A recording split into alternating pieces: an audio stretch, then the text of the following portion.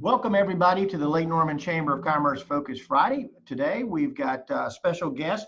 We have our North Carolina Department Secretary Eric Boyette, and we're going to ask that Public Policy Chair Jeff Tarte, if you'll begin a little bit of discussion and share a little bit about Eric and your relationship with him. We'll tell some real stories now. Yeah, Eric, as you mentioned, serves as the new Secretary of the North Carolina Department of Transportation. I guess, Eric, you were saying you were just confirmed this morning by the State Senate. That is correct. Yes, sir. Have nominations Monday, so hopefully everything will go smooth on that. I can't imagine. Full disclosure before we get started, just to let everybody know, I consider you a personal friend as well. So we're going to be completely biased in this coverage today.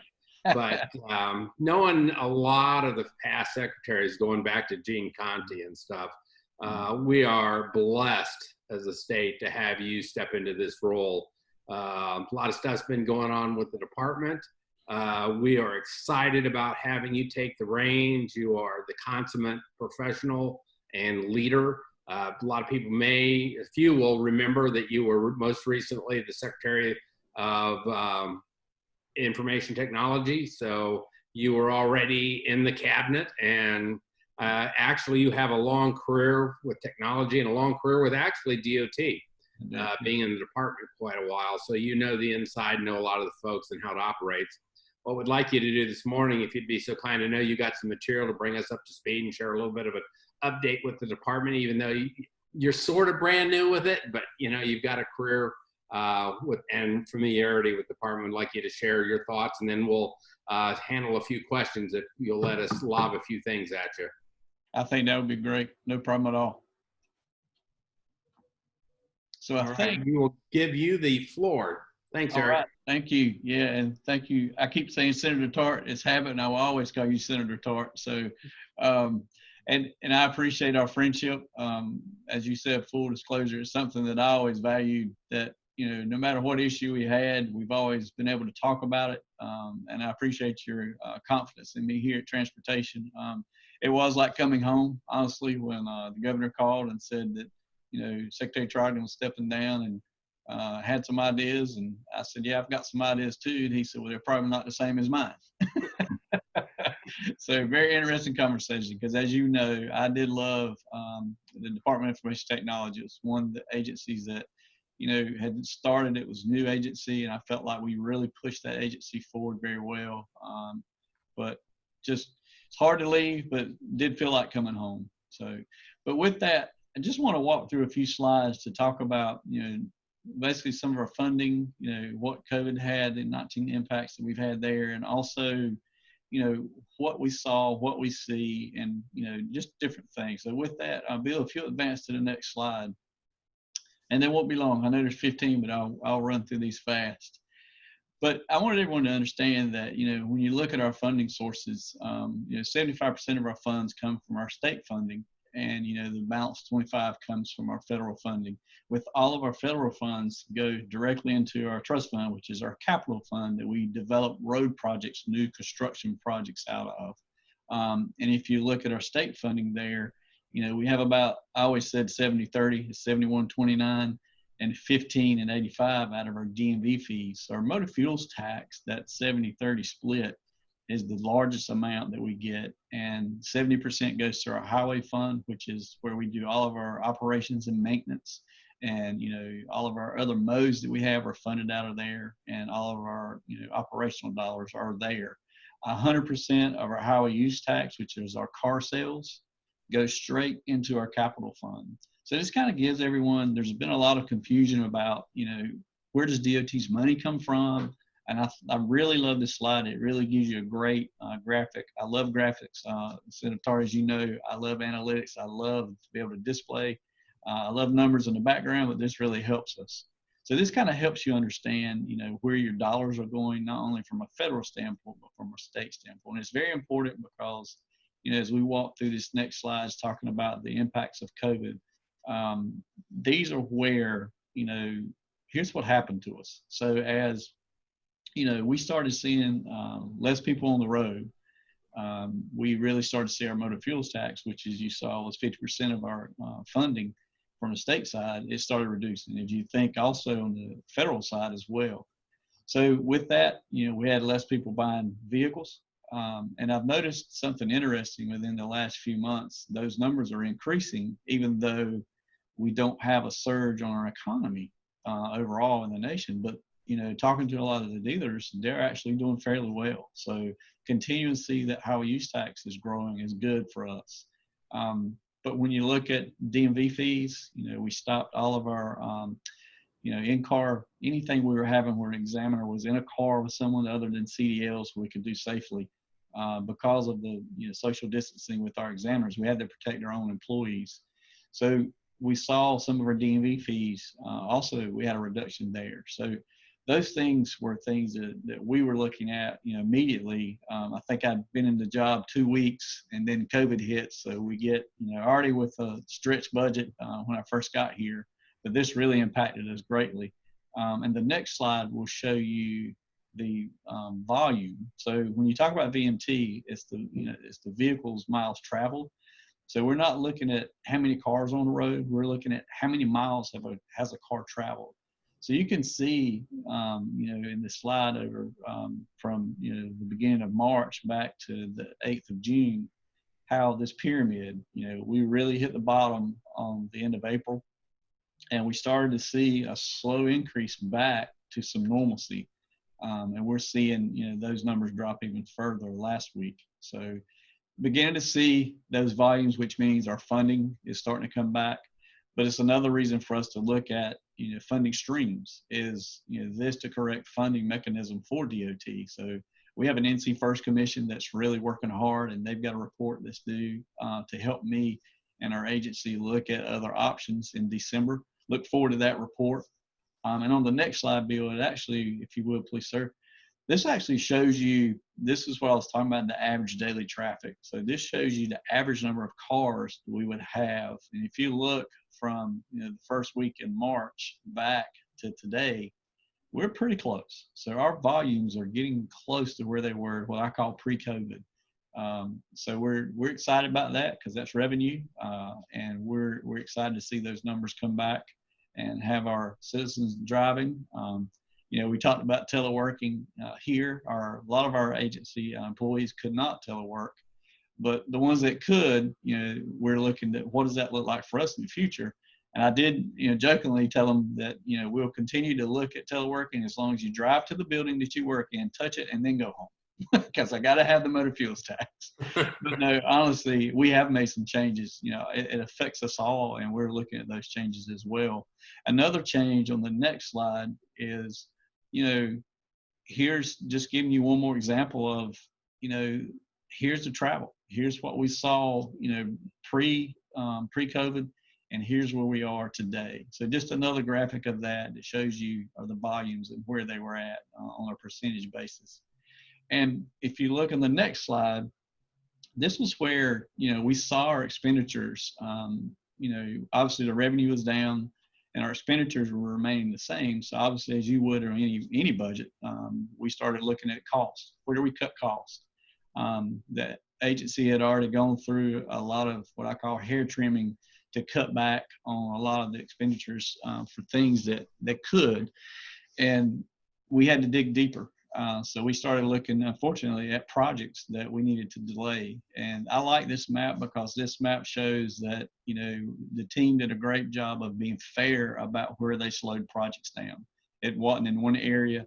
It was really, we had to make sure we were doing this, very fairly. I think it speaks to, our process now, how we select projects as well, too. So it shows us that, visually. But the thing to look at is, these are about 700 projects that we would delay over about 3 years, but that saved us, construction about $16 billion. So that's where we started slowing projects down and looking at delays to help us with our expenses. The next section I want to talk about is, we really had a lot of costs for storms. And I want to just talk about that for a minute and kind of show you graphically beyond just hurricanes, because a lot of people think of storms. They think of, we did have some large hurricanes with Matthew and Florence and Dorian, but here actually shows you the numbers. So if you look on average from 2004 to 2016, it cost us about $67 million per storm. And then in 2017 to 19, those costs went up dramatically to about $222 million per year. So costs go up, but our general maintenance reserve is where we normally spend and cover for these costs until we get reimbursed from the federal partners. That's where we did not have enough money in our general maintenance reserve to cover those costs, and we started seeing a very steep decline in our cash balance. So with that, it honestly, the term is not really good, but it is a perfect storm. We saw that, and I'm looking through those numbers and seeing where that increase was it was incredible. But on the next slide, what I want to do is walk through, this gives you a graphic of where we have sites that are not fully, we haven't repaired these as of the end of April. And if you'll look at the legend, it goes back to Hurricane Florence. It's the black triangles, and it just kind of walks you through up to the end of April with rain events. We can have slides in the mountains. We can have more washouts on the coast, some rain events, and it covers our entire state. So when I say storm damage, it could be anything. It could be snow. It could be, ice. It could be one of our hurricanes that hits us. So there's a lot of activity that we have to plan for and cover out of our general maintenance reserve. And hopefully we get reimbursed if it's a declared disaster, and we can get some of that money back, 75% back on our secondary routes, and then 80% on our FHWA routes for our interstate routes. But kind of shows you a little bit about, I wanted to kind of give you a visual of what that looks like across our state. And then on the next slide, I couldn't, me, Senator Tarte, I've got to have some data. I've got to have some sort of dashboard. So when I first got here, the team has started developing a lot of good dashboards to help. And we're continuing to add to that. This one is one that I look at probably once a week. And it's something that shows it's our wait times for DMV. So, if you look at this quadrant, the bottom left shows you, on the left-hand side on the x-axis, it shows you how many, what is our frequency of, employees we have at stations. So you think about a retail chain. If a retail chain has 12 stations and they only have 2 employees servicing those 12 stations, and you have a backlog, what do they do? Well, they open up 3 or 4 more, stations. So sometimes we don't have that luxury. So what we've done is try to look at how many stations you have, what is our utilization rate, and then if you move down the Y to the right, it shows you wait time. So this kind of helps us understand, and each of these dots represents an office. So we can kind of hone in on areas where we're not doing very well, either by utilization or wait time. So it helps us help our customers. So more data like that we're having to help us make decisions and make the right decisions and changes is what we're doing. The next one is one I really like. It's actually showing us, our vehicle registrations. So as we talk about fuel earlier, about our budget, if you've got an all-electric vehicle, there's no dollar that's coming to us other than on the vehicle registration side for fuel. So if you see this chart, it's a steady increase from back in 2018. So we're looking at that. We've got the hybrid vehicles you can see up at the top, or gas or a diesel. So it kind of gives us a blend of what our registrations are. So that also helps us look at our long-term forecasting on where's our money coming from, or where are we going to be short. Go with that one. And on the next page, this actually shows you, we have spend plans for all of our divisions, but I want to pull out the ones for the highway division because this is the one that's actually looks the best. We are looking at every division. We have 14 divisions across the state, and each division has a spend plan. And what we do, we hold them to that spend plan. This was where, in the audit report, there was some talk about, the divisions weren't sticking to their spend plan. And I can tell you this year we will be balanced on our spend plan, and all the divisions have done a great job of matching their spend plan. And the good thing about this, you can actually drill into a specific division. And on the next slide, Bill, if you will, This actually shows you one of our divisions. I think it's Division 7. It shows you where they are in their spend plan, the remaining dollars they have left versus their plan. And we can drill down even further on the distribution by month, or we can look at the actual, maintenance side of their or other construction. So, and the details are behind this data. So if I need to find more detail around, well, why are they over on resurfacing or pre-construction, what I need to look at, that data is actually on another tab. So it's really good for us to drill in and to gain some insight into where we are. Very proud that this is here. We've added more dashboards. We're continuing to look.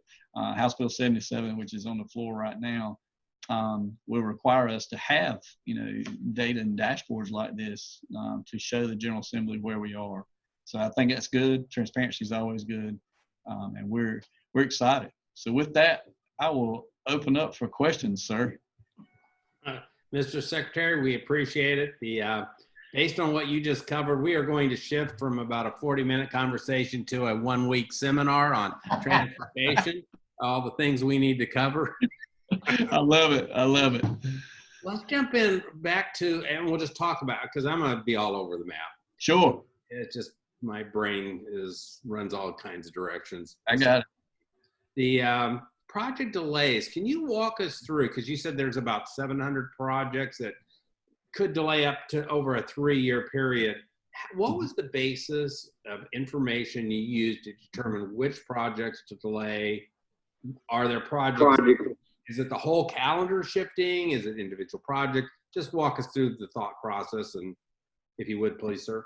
So it took a lot from the team. The good thing is we have all the data that shows where are we with that project. Obviously, if we have a project that's within a few months of, we can complete that project and sign that one off the books, that project needs to move forward. If we have a project that we have just started, or maybe we have not started any preliminary engineering at the very beginning, right-of-way acquisition, we would pause that project.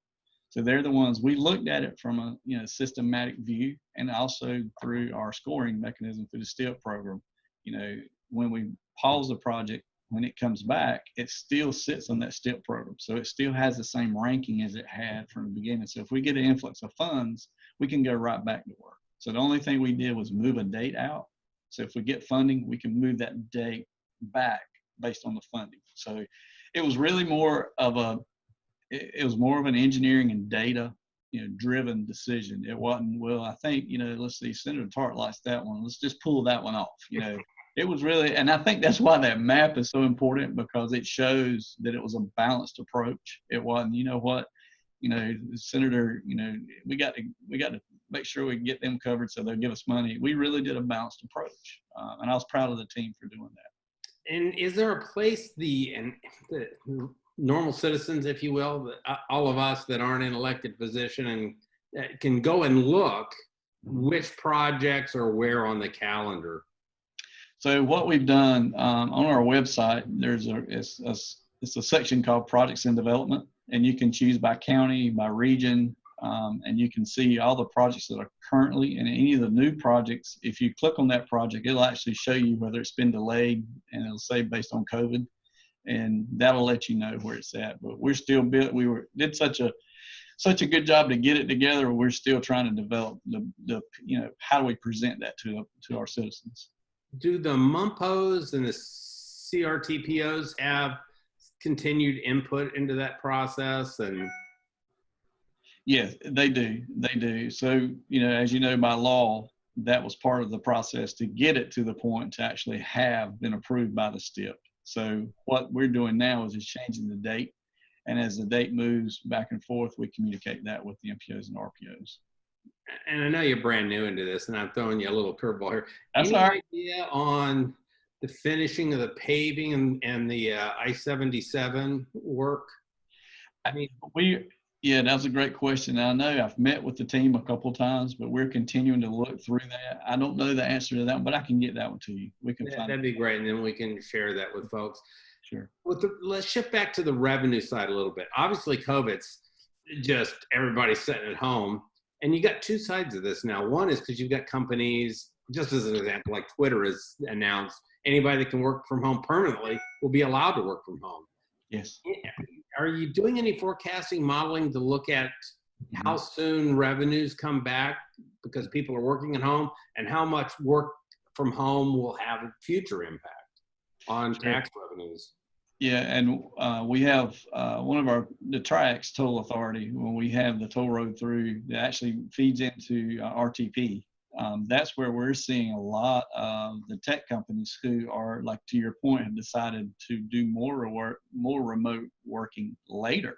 They've extended some of their time to December. And that's where we're seeing a lot of the models change from what we had. Here's our baseline before, now it's much lower. So we're adjusting our baseline to see this is what, our payback would be for that, for the infrastructure there.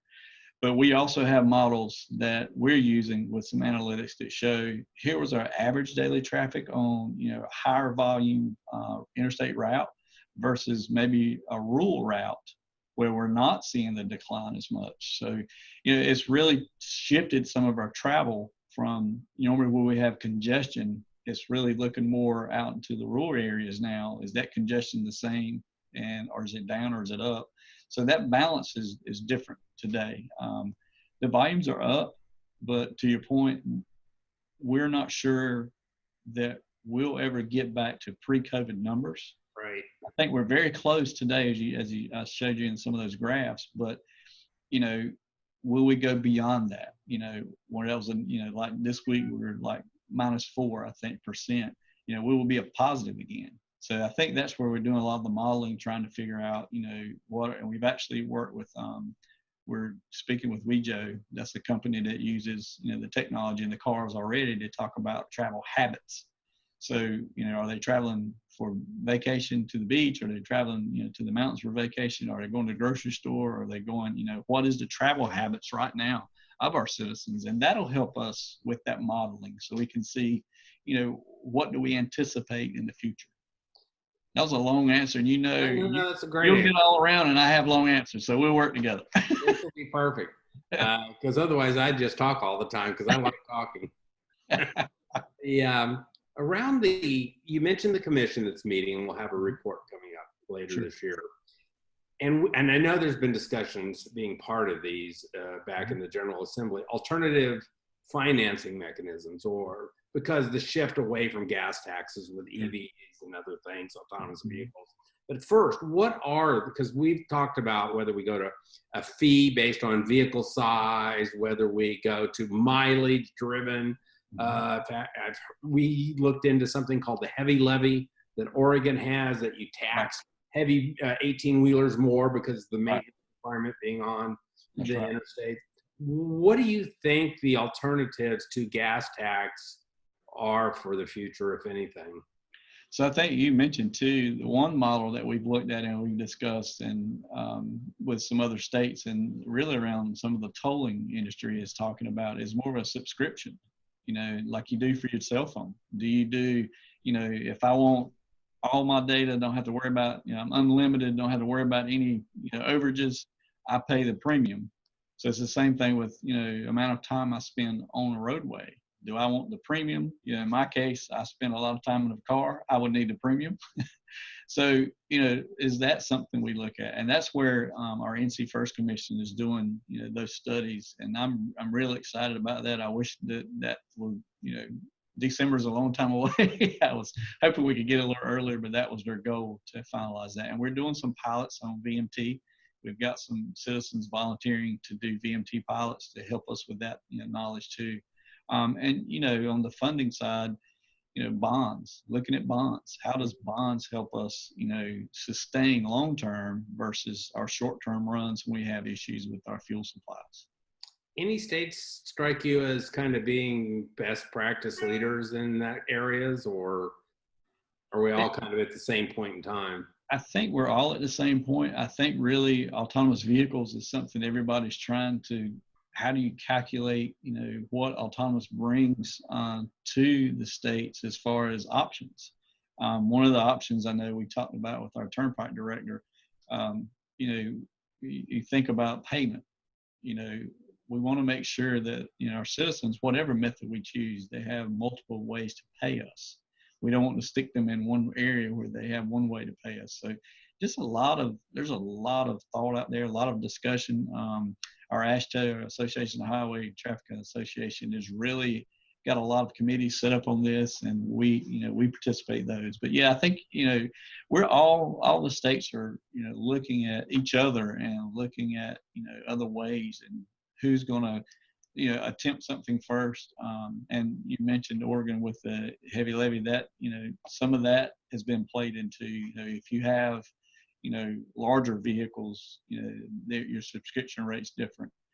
It just allows for flexibility. We got to do what's flexible enough for our citizens to make it work. So two areas that sometimes get lumped together. They're very different. Love you to speak to what the future is, how soon the future will be here, and what the infrastructure needs are to support. One is electric vehicles. How soon, beyond everybody driving a Tesla or a Volt, how soon do they become? Because you hear about Volvo. Yes. Saying by 2023, they're not going to have a combustion engine in their entire product line. Is that reasonable? So how soon does EV become practical? How prevalent will you see it? And then we'll come back to, after we talk about EV a little bit, infrastructure, want to touch a little bit on autonomous vehicles. Sure. So I think as far as the EV, we started talking a lot with our partners. So if you look at our fuel distributors or the gas stations, they have started looking at, charging stations there. We're obviously trying to look at, assets that we own, like rest areas. So what can we do to help offset those costs? And what does that partnership look like? I'll say partnership 1,000 times, but I think that's where we have to drive that, together. We obviously can't put an EV station up in the middle of I-40 or I-74 or 77. So we've got to have partners where we don't have assets in that location, that they'll have those charging stations that encourages, the purchase of those vehicles for our emission side. So I think that part, I think we can get there, and I think we can get there fairly quickly. I get surprised sometimes when I'm traveling across the state and I go, to fuel up, and I see some of the EV stations already there. It's encouraging. But the thing that we're trying to do is balance that with, what does that look like long-term for us? As we're laying to your next question, as we're trying to lay the infrastructure for autonomous, we got to make investments. Do we make investments in both? Do we, how do we, because obviously we don't have all the money. So what do we do? How do we split that dollar to make sure we're covering both EV and autonomous? And obviously charging stations are a primary infrastructure need. Do you see, because there's always the raging debate, are we going to, as the state, compete against private enterprise? Are we going to compete against Shell and BP putting up charging stations? Is that appropriate? But do they need to be at a rest station? And is that a state responsibility since it's state property, or do you lease that to a private company? What's your thoughts? I think it goes back, me, if someone is doing an excellent job, why do we try to create a state unit to drive something that's already been perfected by private business? I feel like that's where the partnership lies, that we have the asset of the facility, but the private business has the asset of understanding exactly how that's maintained. What does that mean to have that charging station put in? I think that's where that partnership comes in. I don't want to create another unit here in our division that we have to maintain, we have to fund. If there's a private entity that does that, that's the way we should do. Now I believe, with the VW settlement funds, some states have been using those monies to get us leap ahead on infrastructure around EV, I think, and maybe even autonomous. Are we doing do you know how our monies are being applied? I do not, because that's handled with the Department of Environmental Quality at DEQ. I do not know that answer. Not going to lie to you. No, that's all right. It's good to know. Autonomous vehicles. What's the infrastructure? I mean, they just drive themselves, don't they? Yeah, you just get in, push a button, and it's like George Jetson all over again. No, it's something with our infra grant that we have from I-95 and US 70 corridors to lay some fiber backbone there, and we just were awarded additional money for 74 out near Asheville. So our hope is, how do we lay that fiber backbone from, I say Manteo to Murphy?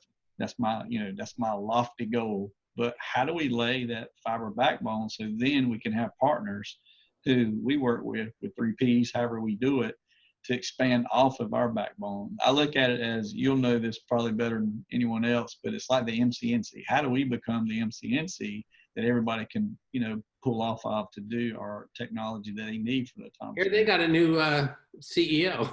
They do, yeah, yes. Predecessor at DIT. That was yeah. She called, and that was an interesting conversation we've had. But I'm glad for her. Tracy's a star. She is really good. Well. Really good. On the autonomous vehicles, now I'm going to have you put on your look in your crystal ball. How soon do we actually start seeing autonomous vehicles in North Carolina? And when does it become, I don't want to say an everyday occurrence, but at least a little bit more normal that we would see them? And I think that's a fair question, and I get that a lot, honestly. And it's one that it's really hard to answer. The industry is really, they're investing heavily. As you mentioned, Volvo is, they're making investments in just totally electric, but, they're also investing in autonomous. So I think all of the major corporations, all of our vendors are actually investing a lot of their R&D dollars in autonomous, which tells me that we'll see it. Do I think we'll see it within the next 2 to 5 years? I don't think so. I think it'll grow, but I think we'll have to hit a point where everybody feels comfortable. I think that's one of the things, the safety issues that we've seen, that has to be addressed. Very, very comfortable with all the manufacturers. But as we develop those technologies and we start to add additional items that we need on our infrastructure to help it become safe, I think that's where we'll see that growth. And we're continuing to have talks with industry. We're continuing to ask the questions about not only, infrastructure, what about our laws? So what do we need to look at there to make sure we're following, if we have the opportunity, can we, look at, we've been talking about delivery vehicles for like Amazon and eBay. They have robots now that they stop in their neighborhood, and the robot does all the deliveries. It's an unmanned delivery system. So there's just a lot of those conversations that are going on right now, and we're in the middle of those. We have all of our teams. As you know, I love technology, so this will be one of my heartbeats for sure. I was going to tell you about my hands-free driving experience, but I didn't want to get that to Sheriff McFadden in time right away. So I've got him on speed dial, so don't say that too loud. well, you touched on a couple things, and you've got a unique blend because you understand transportation. You also understand technology. We're kind of touching around, but where is the future, and how do you see technology being applied as the Secretary of DOT? Sure. I can tell you, just, look at our previous experience through COVID. Our board chair, Mike Fox, he was, he makes a joke because we started using Teams and all the different, teleworking devices. He said, well, we got the best because Eric can help us anytime we've got issues, and then he can tell us what we've done wrong in transportation. But no, we really, it has changed our lives where, look at what we do, electronic driver's license. There's things now coming in North Carolina, and how soon?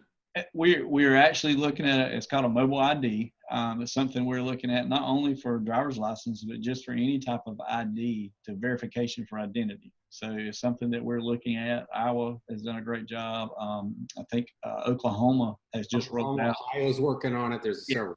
So they rolled out their mobile ID, and it's the one in Oklahoma is actually the same vendor that we have here that we use for our driver's license issuance.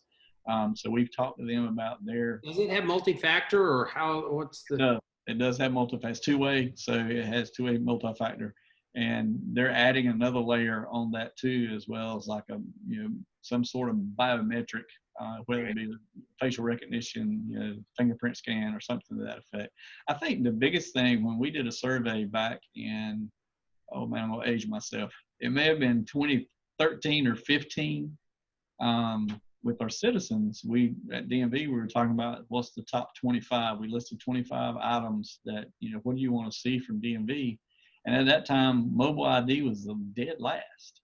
So we kind of did a follow-up, and it was kind of strange. A lot of the citizens, you know, we were all Southern, and it was like, well, I don't trust handing my phone over to anybody. Right. So we had to educate, you know, well, you don't really have to hand your phone over. You know, the law enforcement agent will have a device that can scan your phone, and then they have what they need. So just some education, I think, for that will help us in the long run. I think Oklahoma did a good job. Iowa stumbled a little bit, I think, in the beginning when they started, but I think they're back on course now. But yeah, I've reached out to their CIOs and talked to them about that process. Do you see we ever get to the point in the future where you have DMV offices that aren't manned, or we can do everything through our smartphone? Is that realistic? That it's not, because of the federal government. and what's the hang So up there? take Real ID. Real ID is a perfect example. If you have a passport, little star in the corner of your driver's that's license. it. Yes, that's it. That's the Real ID. So if you have a passport, you know, you're not required to have a Real ID if you have a passport that's valid. So, you know, there's a lot of confusion, but our thoughts were, and at 2013 when I was there, I said, well, if this is coming, why can't you just give me the feed from, you know, when you have your passport, or you have your, you know, traveler, your known traveler number? Can I take that? Because that's proof for, you know, to get on an airplane, do whatever you need to do, that the federal government says is just as good as a Real ID. I almost use it to vote. No, I'm kidding. Yeah. I'm not going to go there. So why can't we take that and you know, use that as an input device for our citizens? And if you had that, we'll automate this process and we're good. And the current commissioner had the same idea. I said, that's a great idea. You know, we tried it, try it again. He made it a little further. We had some conversations, but you know, right now the law states you have to be in person and show the documentation. So a lot of the things that we do at DMV, we've automated most of what we can. There's a lot of forms that we're looking at now, but the things that require you to be in person, that's where we get hung up. So those required federal law changes, if you will. Yes. Well, a couple things, because we're kind of getting along here in our time. Okay. Keep you all Friday afternoon just to myself, but that's fine. And then answering questions. But what are kind of your top priorities over, I guess, the balance of the year, if you will, and maybe going forward in your tenure at the department? Sure, I can tell you the first thing for me is I want to make sure that, you know, we took a hit from the auditor around, you know, what we do with our cash and what we do with our money. So being very transparent and making sure. And I'm going to interrupt you 1 second there. Hey. I'm going to defend you ardently here. And I think the world of Beth Wood. I mean, I do too. I'll go on record. I'm public. I voted for her. She's a Democrat. I still voted for her. This is all prior to you coming in. Yeah. This is where I think the department's blessed to have you, somebody that has your background, management skills, the technology skills, to look at the financial and fiduciary responsibilities. I'm going to throw it back. I just want people to know that was pre-you. Right. Well, I appreciate that. And, you know, and the team here really had started the process to, you know, really make sure what we were doing it's not on a spreadsheet on one computer sitting somewhere. It's really more for everyone to view, everyone to see. So we're more transparent. We could see when things were either really good or really bad. And, you know, just that data side, being able to share that data. And with House Bill 77, there's a lot of requirements in there that, you know, I'm excited about. I want to make sure that, you know, if we have another disaster, that if we start to spend $200-300 million, that I have a way to show, you know, instead of post, you know, 4 years later, oh, you can't prove you spent $600 million. You know, we can show it now when it happens and it's live that says, here's where we're spending all of our money. And it's not a gotcha. If we're over our spend plan by $200-300 million, they should know why, because throughout, you know, that cycle, they see it. So to me, that transparency is one. The second one is really, for me, is, you know, this organization is strong. We have a lot of great employees. I want to make sure that employees know that, you know, not only are they thought well of as far as our leadership team, but also the citizens. Because we meet a lot. I meet a lot of citizens that give us credit about things that our employees don't hear. So that communication down to our employees from the top is important to me. I've done it already with a couple of newsletters I send out, or just memos to them saying, like I had to furlough, some of our employees, and we actually started with our own selves. We started with the leadership team first, and then hoping we would not have to furlough our employees, we did, but we saved them to the last. So to me, making sure that, we're transparent with our employees as well. And then the last is, as you well know, it's the technology side. When we look at, transportation in the future, how do we make sure that we put North Carolina on the map as number one, as always it should be? Because, we have a lot of network. We have over 8,000 miles of roadway network that we manage. The counties, they don't manage it. We manage it. Very few states. I don't know if there's any other state, maybe Pennsylvania is the only other one that manages any of the county network. So we have a large network, and being able to be, look forward to that technology, and how do we do that? And then what other modes helps us do that? Is it passenger rail, light rail? What are some things that we do? Very proud of our ferry system. It's a great, we just have so much in transportation here that this state should be so proud of. And I don't know that we really express that to everyone. And I want to make sure we do that. And I want to make sure that we're looking forward to the next, maybe we get a hovercraft in here and we can just, we can shoot to Charlotte back and forth and I'm good. So, they're the things to me that I'm looking forward to. And, obviously formulas for funding, we got to maintain a good funding source if we want to do any of these things. So, there are things right now I'm focused on by the end of the year. A couple quick data points just to end with. How many employees approximately are in DOT? We have about 9,000. When I was here in 2011, around 2011, 2013, it was about 13,000. So we had a haircut. Got down to about 9,000 now. And what's your overall budget? So we have, our budget here is around $4.5 billion, $5 billion total. It's just a little $5 billion, 9,000 person company. That's it. And that's what I wanted people to kind of end with, to know that you are truly an executive CEO that's running, in essence, a major corporation that impacts literally every single person in the state of North Carolina and visiting or traveling through North Carolina to keep us all safe. And again, we are so fortunate to both have you appointed in this chair. It is clearly one of Governor Cooper's best decisions that he's made. And we look forward to having you in that seat for a little while. I hope so too. And we appreciate you taking a Friday afternoon. I know you have some family health issues that have gone on. I have. Your family know that we're thinking about you and being with you and your family this time. Thank you so much. Eric, again, it is truly an honor and a privilege to have you on this afternoon with us. Thank you. I appreciate it. Take care, and I look forward to seeing you in person. Before we let you go, we'll throw it back to you. Yeah, before we let you go, Jeff had began opening up these questions. The main artery tying our lake communities together of Mooresville, Cornelius, Davis, Huntersville is I-77. He asked you about that opening up, when we can expect to finish that, the restriping, the repaving. Right. As I'm driving from Cornelius just to Huntersville, sometimes the pavement's not even. So we've got some issues there. You said you would get back to us. Yes, sir. Another thing that we worked very, very hard with Secretary Trogdon was coming down the pike at some time later, and we actually hoped it might even be as upcoming as this spring, is to harden the shoulders to give us another general purpose lane during peak driving times. Now, I know all that's we had bad weather, we had a pandemic, so we got funding issues, we got a lot of things going on, but we don't want to lose sight of that opportunity of that general purpose lane.